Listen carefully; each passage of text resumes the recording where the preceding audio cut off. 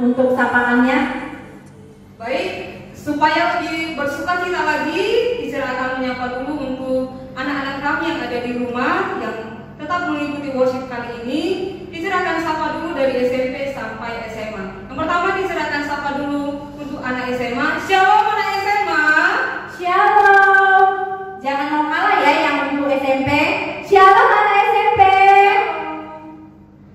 Baik, kita akan memulai worship kita untuk hari ini. Sebelum kita mulai, mari kita saat duduk sejenak. Saat duduk dimulai.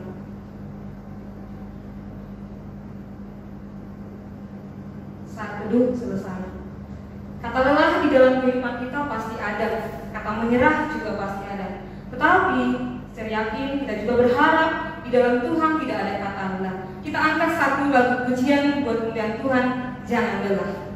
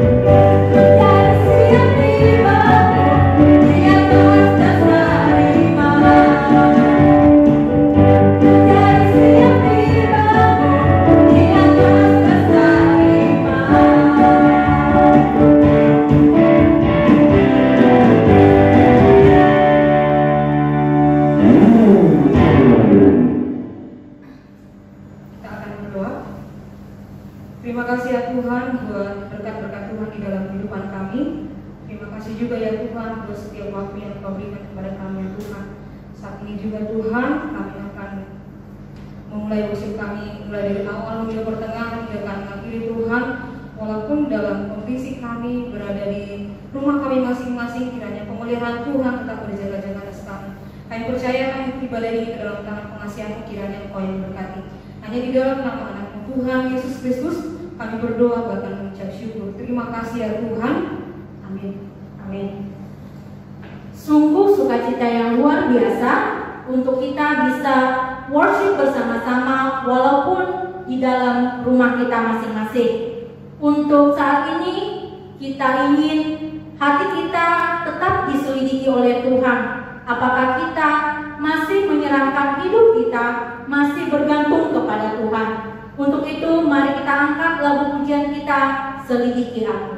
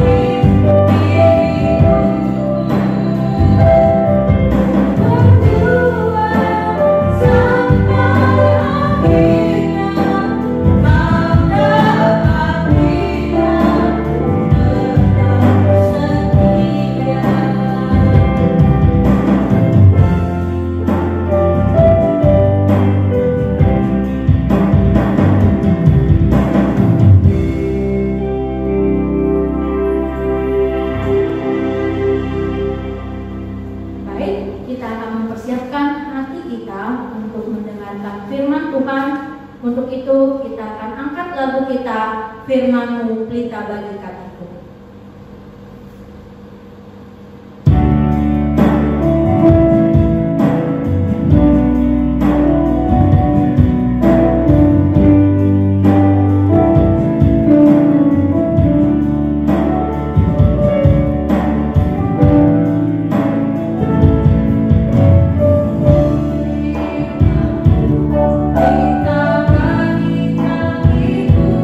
Teranglah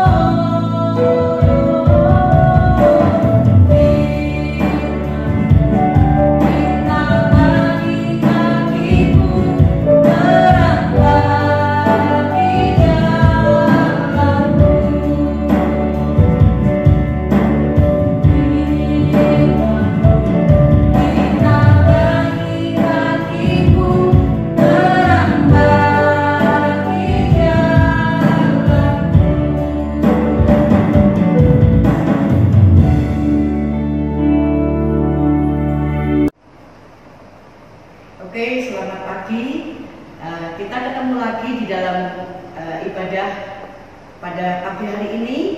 Ya, kita sudah 7 bulan untuk tidak bertemu, tidak bersama-sama, tetapi kita masih bersama, bisa mendengarkan firman Tuhan. Firman Tuhan pada pagi hari ini dengan tema bagaimana kerinduan kita kepada Allah.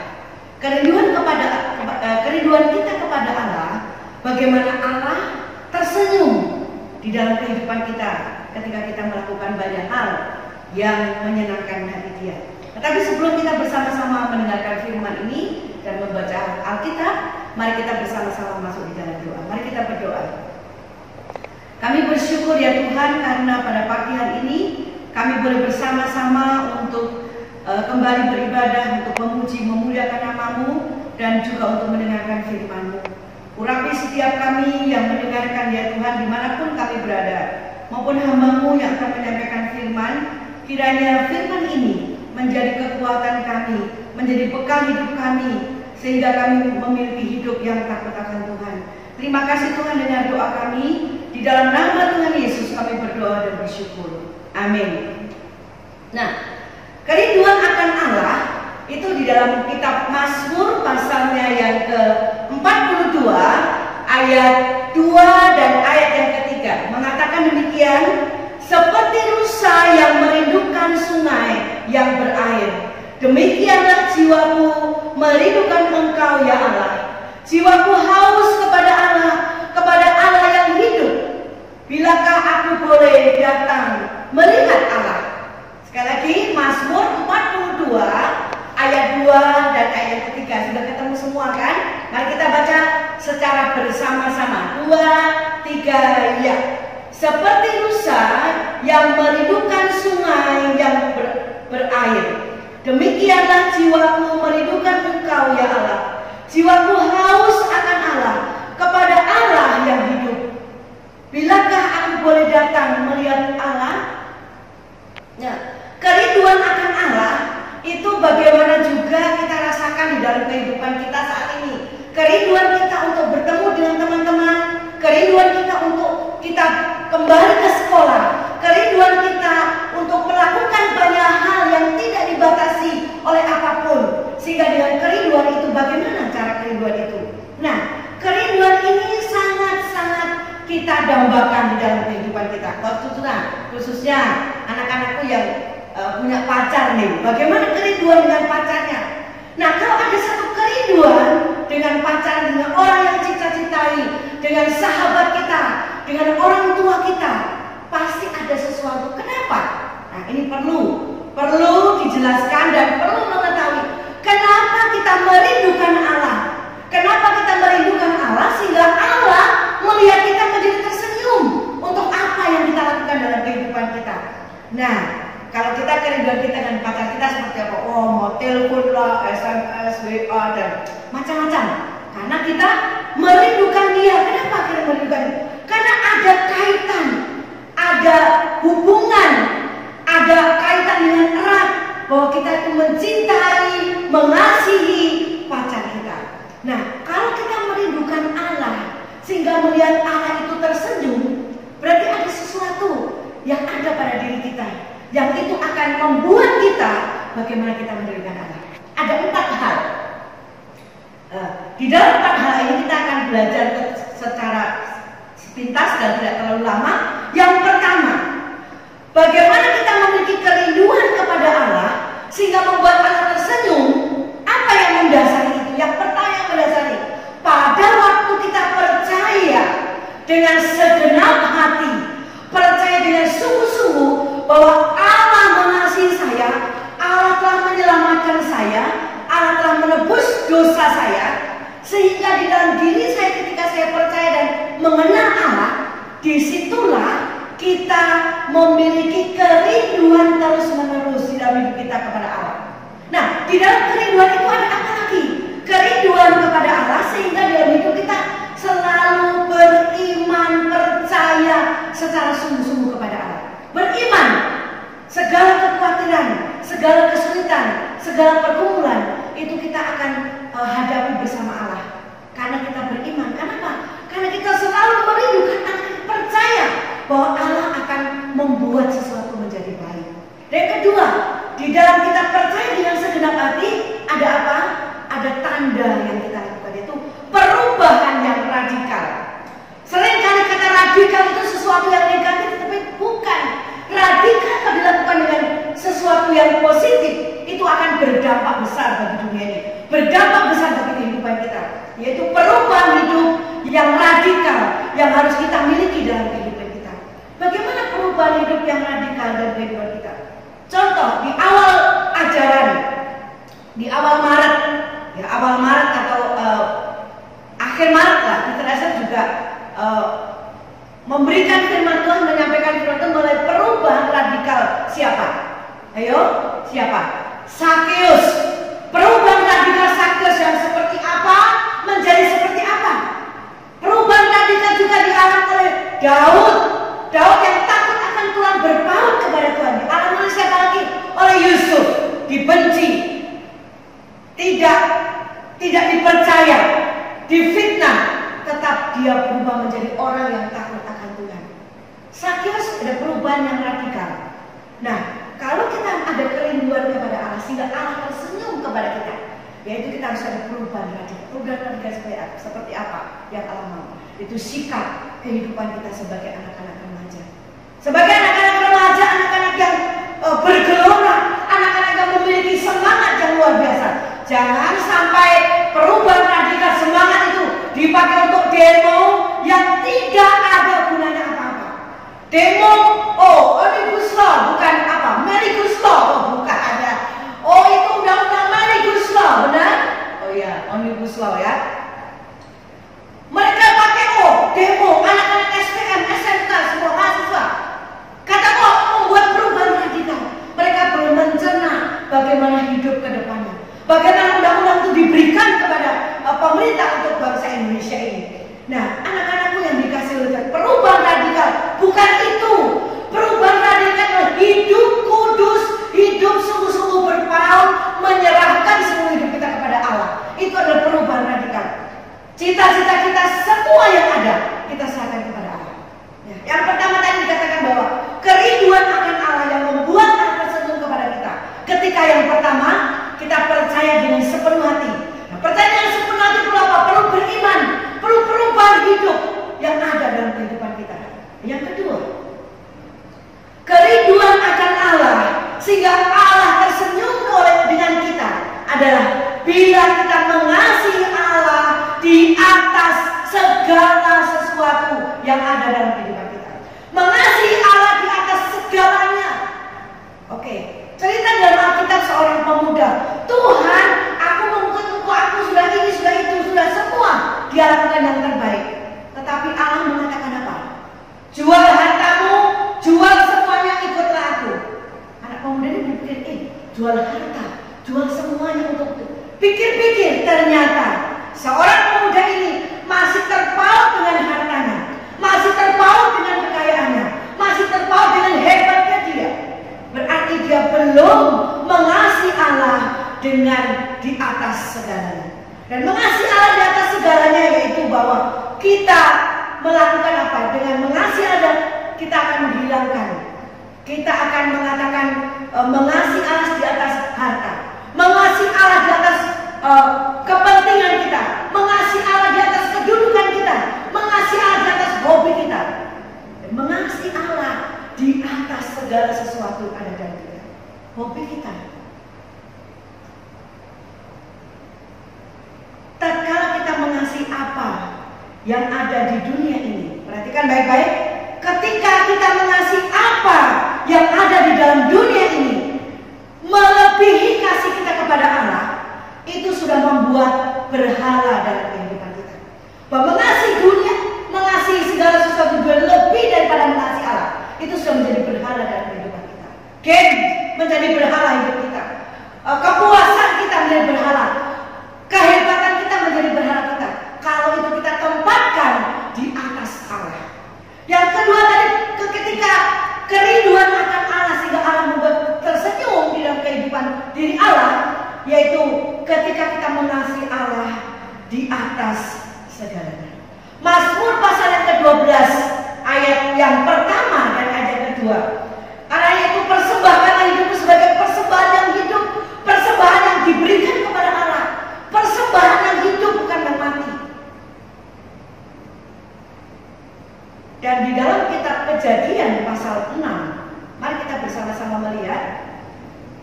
Kejadian pasalnya yang ke-6, saya akan membacakan. Kejadian pasal yang ke-6, ayatnya yang ke-9. Ayat yang ke-8 dan ke-9. Kejadian pasal 6 ayat 8 dan 9. Tetapi Nuh mendapat kasih karunia di mata Allah. Inilah riwayat Nuh. Nuh adalah seorang yang benar dan tidak tercela di antara orang-orang sejamannya. Dan Nuh itu hidup bergaul dengan Allah. Nuh hidup bergaul dengan Allah. Dikatakan bahwa bila kita mengasihi Allah di atas segala sesuatu, bahwa kita mulai mau hidup bergaul dengan Allah. Hidup bergaul dengan Allah untuk apa? Untuk mengetahui bagaimana kehendak Tuhan, bagaimana rencana Tuhan yang diberikan kepada kita. Kalau Nuh waktu itu tidak bergaul dengan Allah, apa yang terjadi ketika Allah mengatakan, Nuh buatlah bahtera? Waktu Nuh akan mengatakan, oh Allah ini agak sedikit gila mungkin ya. Orang dalam kondisi seperti ini disuruh buat bahtera di atas gunung. Kalau waktu itu Nuh tidak berpaut kepada Allah, Nuh tidak mengasihi Allah di atas segala sesuatu, Nuh tidak akan menuruti segala perintah Allah. Membuat bahtera itu bukan pekerjaan yang sangat mudah, bukan, tapi pekerjaan yang sangat sulit. Tetapi karena Nuh bergaul dengan Allah, dikatakan apa? Nuh mengalami hal yang seperti ini. Sehingga ketika Allah berfirman, Allah mengatakan, bahwa ini adalah rencana Allah. Nuh bergaul dengan Allah sehingga dia tahu rencana ke depan. Khususnya anak-anakku yang sudah kelas 3 SMA. Bagaimana hidupmu bergaul dengan Allah? Bagaimana hidupmu hidup di atas segalanya, mengutamakan Allah, sehingga kita tahu rencana hidup kita seperti apa ke depan.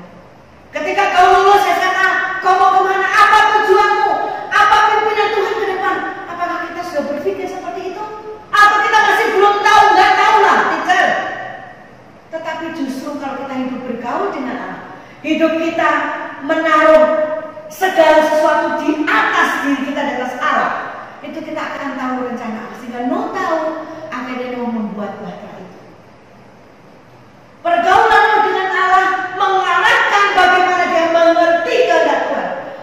Bergaul dengan Allah, kita bergaul dengan Allah untuk mengarahkan hidup kita supaya masa depan kita mengerti bagaimana kehendak Allah. Karena kita bergaul. Jadi yang kedua, ingat, kerinduan akan Allah sehingga membuat Allah tersenyum, yaitu kita mengasihi Allah di atas segala sesuatu di dunia. Yang ketiga, kerinduan akan Allah sehingga Allah tersenyum dengan kita. Yang ketiga adalah memuji Allah dan bersyukur kepadanya. Mari kita lihat bersama-sama di dalam 1 Tesalonika 5. Oke? Kita lihat sama-sama 1 Tesalonika pasal yang ke-5. Ayatnya yang ke-18. Demikian bunyi firman Tuhan. 1 Tesalonika 5 ayat 18 dikatakan, mengucap syukurlah dalam segala hal, sebab itulah yang dikehendaki Allah di dalam Kristus Yesus bagi kami. Mengucap syukurlah di dalam segala hal, memuji Allah dan bersyukur. Pernah kita bersyukur dalam kehidupan kita? Bangun pagi kita bersyukur, bangun pagi kepada kita menggerutu karena kurang ini, kurang itu, kurang ini, kurang itu. Bagaimana kerinduan kepada Allah sehingga Allah tersenyum? Waktu bangun pagi saja kita sudah komplain dengan Allah, kita sudah tidak terima dalam kehidupan kita seperti apa. Memuji dan bersyukur itu penting di dalam kehidupan kita. Ketika kita mengatakan aku rindu, ketika aku rindu kepada Allah, aku memuji Dia, aku bersyukur, aku memuliakan.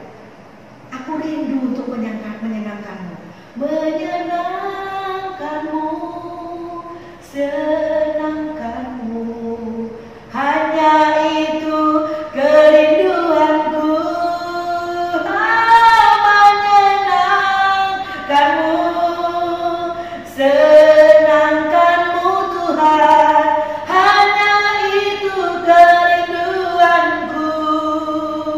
Memuji Tuhan, bersyukur kepada Tuhan, menyenangkan hati Tuhan, itulah yang ada dalam kehidupan kita. Ketika kita bersyukur, kita memuji Tuhan, mengajak hidup kita taat kepada Ketika memuji Tuhan dan bersyukur, membuat kita menggali kebenaran dari ucapan syukur itu, menggali kebenaran dari pujian itu. Ketika kita memuji Allah dan bersyukur, kita juga untuk membangun orang lain. Ketika orang lain bersedih, ya 2 hari yang lalu atau di hari Senin atau hari Minggu, ada salah satu orang tua yang baru lulus SMA tahun ini, Pak. Orang tuanya dipanggil Tuhan. Di dalam kondisi yang seperti ini, di dalam kondisi yang mungkin tidak bisa terima, kenapa papa saya dipanggil Tuhan? Banyak teman-temannya yang datang untuk menghibur dia, untuk mengajak dia memuji dia, untuk memuji sehingga apa? Membangun, memuji Tuhan, bersyukur kepada Tuhan untuk membangun orang lain, menguatkan orang lain. Ketika orang yang bersedih, kita kuatkan dia, kita ajak dia memuji Tuhan dan bersyukur. Yang ketiga tadi, kerinduan akan Allah yang membuat Allah tersenyum dengan kita. Ketika kita memuji, ketika kita bersyukur, sudahkah kita memuji Dia? Sudahkah kita selalu bersyukur kepada Tuhan untuk apa yang terjadi dalam kehidupan kita? Baik suka maupun duka, baik apa yang kita sukai maupun kita tidak sukai. Pernahkah kita terus bersyukur itu kepada Tuhan? Bagi anak-anak remaja yang belum pernah mengalami seluk-beluk hiruk-pikuk kesulitan dunia ini, mungkin hal untuk bersyukur itu tidak mudah. Tetapi di sini kerinduan kita akan Allah sehingga membuat Allah tersenyum dengan kita, memuji dan bersyukur. Dan yang terakhir, kerinduan kita akan Allah sehingga Allah tersenyum dengan kita. Yang terakhir, yang keempat adalah ketika kita melihat, ketika Allah melihat kita menggunakan talenta kita, menggunakan karunia kita semaksimal mungkin, menggunakan karunia dan talenta kita untuk melayani Dia. Tidak harus semua jadi pendeta. Kalau semua jadi pendeta, siapa mau jadi jemaatnya? Kalau semua mau jadi pendeta, siapa yang akan duduk di bawah untuk mendengarkan firman Tuhan? Jadi tidak harus jadi pendeta, kita melayani. Melayani bisa di berbagai bidang. Di dalam benak kita, pikiran kita bahwa kita melayani. Kalau kita menjadi pendeta, kalau kita menjadi penginjil, bukan itu. Jadi apapun kamu, jadi apapun kita, dimanapun kita berada, bahwa kita melayani. Talenta yang Tuhan berikan kepada kita, contohnya kita nantinya di depan kita menjadi ahli hukum. Tuhan memberikan talenta itu kepada kita. Dokter, psikiater, psikolog, polisi, pilot, semua yang kita mau di situ. Tuhan sudah memberikan porsi itu. Tetapi yang satu hal yang Allah inginkan, setiap karunia, setiap talenta kita gunakan dengan apa? Dengan sesungguh-sungguhnya. Bukan kita oh ngapain aku melayani Tuhan, ngapain talenta aku berikan kepada Tuhan. Tuhan berikan itu kepada kita. Kalau kerinduan kita akan Allah itu benar-benar terjadi, bahwa kita mau menggunakan apa yang ada pada kita, apa yang ada di tangan saya, apa yang ada di kaki saya, apa yang ada di otak saya, semua akan saya berikan kepada Allah. Karena Allah sekali hidup kami merindukan akan Allah. Kenapa? Karena kami sudah ditebus, kami sudah diselamatkan, kami sudah diangkat dari lumpur dosa menjadi kehidupan yang sesuai dengan kerinduan Allah. Anak-anakku yang dikasihi oleh Tuhan, kerinduan akan Allah dan membuat Allah tersenyum akan terjadi di dalam kehidupan kita. Ada 4 hal. Yang pertama, percaya dengan segenap hati bahwa kita orang berdosa, kita diselamatkan dan kita masuk surga. Yang kedua, bila kita mengasihi Allah di atas segala sesuatu. Dan yang ketiga, kita memuji Allah, bersyukur kepada Allah. Dan yang keempat, kita menggunakan talenta kita dengan apa yang Allah mau dalam kehidupan kita. Ketika kita melakukan itu dengan sempurna, dengan baik, disitulah kita bisa dalam kehidupan kita selalu merindukan Allah, sehingga membuat Allah tersenyum di dalam kehidupan kita. Di pagi yang indah ini, biarlah hal ini boleh menjadi kekuatan, pertolongan bagi kita. Di dalam kesulitan apapun, ketika kita merindukan Allah, Allah tetap ada di dalam hidup kita. Allah ada di tengah-tengah kita. Allah terus bekerja dalam kehidupan kita, karena kita terus menuju ada kerinduan kita. Kiranya Tuhan memberkati kita untuk firman pada pagi hari ini. Mari kita bersama-sama berdoa. Kami bersyukur ya Tuhan dalam kehidupan kami. Saat ini kami boleh ditegur kembali.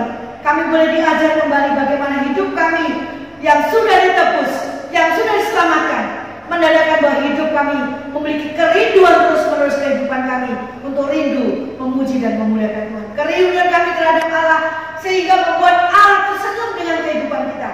Biarlah hal ini boleh terus kami ingat dalam kehidupan kami. Terima kasih Tuhan, dengar doa kami bersyukur dan kami menyerahkan anak-anak kami ke dalam tangan pimpinan-Mu. Di dalam kondisi pandemi ini Tuhan, Engkau tetap menyertai anak-anak kami. Engkau menyertai keluarga mereka ya Tuhan, orang tua, papa, mama yang bekerja. Kiranya semua Tuhan menopang dan memimpin, menolong mereka. Dalam kesulitan pergumulan, kiranya Tuhan juga tetap memberkati mereka. Terima kasih Tuhan, dengar doa kami. Di dalam nama Tuhan kami Yesus Kristus, kami berdoa dan mengucap syukur. Amin. Kiranya Tuhan memberkati kita sekalian. Terima kasih buat kebenaran firman Tuhan yang sudah bisa kita dengar hari ini dari hamba-Nya. Sebelum kita menutup ibadah kita hari ini, kita angkat satu lagu pujian karya terbesar.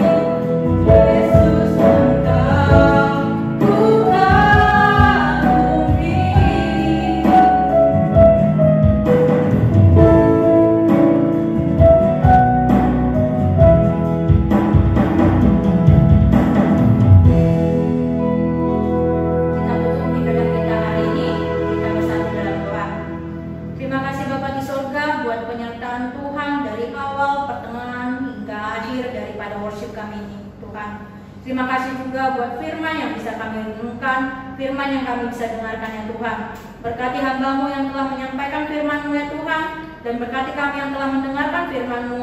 Kiranya firman-Mu dapat menjadi pedoman kami di dalam kehidupan kami sehari-hari. Berkati juga kami ya Tuhan dalam setiap aktivitas kami, bahkan berkati siswa-siswa kami yang belajar di rumah ya Tuhan. Kiranya berikan mereka semangat, berikan mereka kekuatan agar dapat mengikuti pelajaran online dengan baik ya Tuhan. Dan berkati setiap orang tua dan setiap orang-orang yang terlibat di dalam sekolah kami ya Tuhan. Kiranya Engkau yang memberkati kami pribadi lepas pribadi ya Tuhan. Berkati kami di dalam pergumulan kami, berkati kami agar dapat menyelesaikan setiap pergumulan kami di dalam Engkau. Ini doa dan permohonan kami ya Tuhan. Di dalam Kristus Yesus kami berdoa dan mengucapkan syukur. Amin. You didn't want heaven without us, so Jesus,